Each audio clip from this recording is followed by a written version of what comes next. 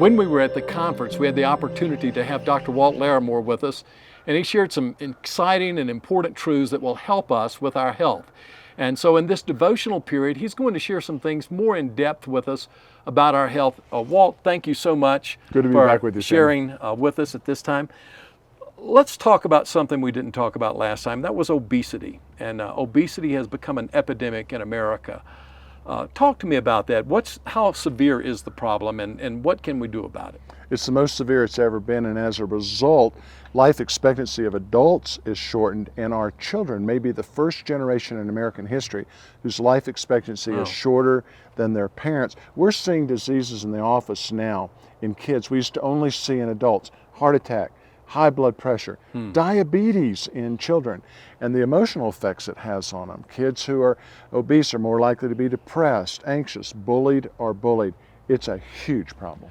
Well, with obesity, is there something that we can do? I mean, for me, and I have to admit that I was obese. Now, if you would have asked me, I would say, no, I'm a little overweight. But technically and scientifically, I was obese. So how does a person know if they have an obesity problem? I mean, I didn't want to admit that. So how do you know that, and what do you do about it? You've got to find out the information. And for children, it's a measurement called body mass index percentile. For adults 18 and older, it's body mass index. It's a calculator. It's a computer-based calculation. You put in your gender, your height, and your weight, and it'll tell you if you're normal weight, overweight, extremely overweight, obese, or morbidly obese. Once you have that information, you can then act on it. What do you do? I know for me, my doctor said, what made the change in you, Sammy? And when I was diagnosed with cancer, I had to come to grips with my body as the temple of the Holy Spirit, and I've not treated it the way God wanted me to treat it. And I made a heart decision. But for the average guy out there, what does he do to make the kind of changes that he needs to make? I've done some research with Florida Hospital down in Orlando, and we looked at different interventions. The one that appears to have the most effectiveness is when families make a decision to make healthy habits important. Healthy habits as far as exercise and movement, as far as their nutrition, and as far as their sleep.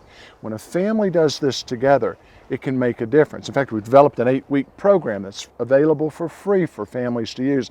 And for any of our listeners who don't have a family, perhaps they're living alone or they're single, then you can do this with a small group or a Sunday school or an accountability group or folks at work.